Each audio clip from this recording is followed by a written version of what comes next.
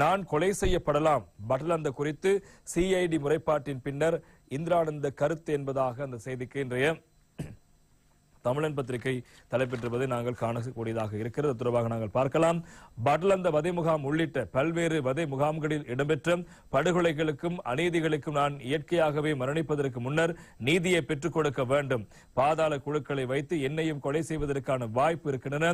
அவ்வாறு இடம்பெற்றால் இந்த சம்பவங்களுக்கான சாட்சிகள் மேலும் வலுப்பெருமை தவிர குற்றங்களை மூடி மறைக்க முடியாது என்று முன்னிலை சோசலிச கட்சியின் மத்திய செயற்குழு உறுப்பினர் இந்திரானந்த தி சில்வா தெரிவித்திருக்கின்றார். பட்லந்த வதை முகாம் உள்ளிட்ட பல்வேறு வதை முகாம்கள் தொடர்பில் பரந்துபட்ட விசாரணையை முன்னெடுத்து நீதியை நிலைநாட்டுமாறு கோரி நேற்று குற்றப்புலனாய்வு திணைக்களத்தில் முறைப்பாடு செய்த பின்னர் ஊடகங்களுக்கு கருத்து தெரிவிக்கும் போதே இதனை அவர் குறிப்பிட்டிருக்கின்றார்.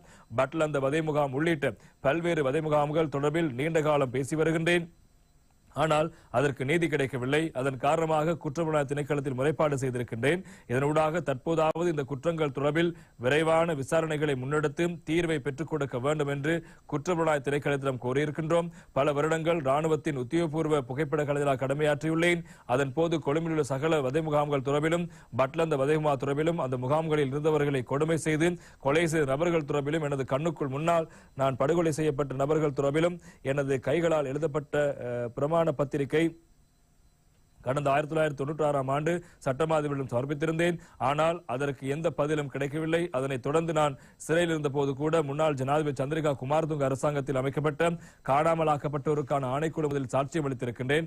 அதற்கும் பதில் கிடைக்கவில்லை.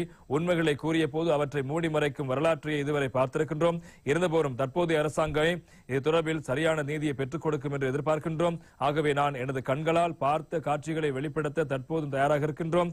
போதுமான மேலும் பல சாட்சிகளை திரட்டக்கூடிய இருக்கும். சம்பந்தப்பட்டவர்களுக்கு தண்டனை பெற்றுக் கொடுக்கக்கூடியதாக இருக்கும். 3 முறை என்னை கொலை செய்ய திட்டமிட்டிருக்கிறார்கள். அத்திட்டங்களில் இருந்து மீண்டு வந்து விட்டேன். இயற்கையாக மரணிப்பதற்கு முன்னர் இதற்கு நீதியை பெற்றுக் கொடுக்க வேண்டும். பாதாள குழுக்களை வைத்து என்னையும் கொலை செய்வதற்கான வாய்ப்பு இருக்கிறது. எனவே இந்த கொலை சம்பவத்துடன் தொடர்புடைய பிரதான குற்றவாளிகளுக்கு தண்டனை வழங்கப்பட வேண்டும். எங்களை கொலை செய்து மூடி மறைக்கவும் முடியும். எனவே என்னை தற்போதைய சந்தர்ப்பத்தில் கொலை செய்தால் தற்போதுள்ள விட பெரும் சாட்சிகள் உருவாகும். என்னை போன்று இன்னும் சாட்சியாளர் இருக்கிறார்கள். எனவே வாத பிரதிவாதங்களை தவிர்த்துவிட்டு நீதி நிலைநாட்ட அரசாங்கம் நடவடிக்கை எடுக்க வேண்டும் என்பதாகவும் நேற்று தினம் அவர் தெரிவித்த கருத்து முக்கியமாக இருப்பது நாங்கள் காண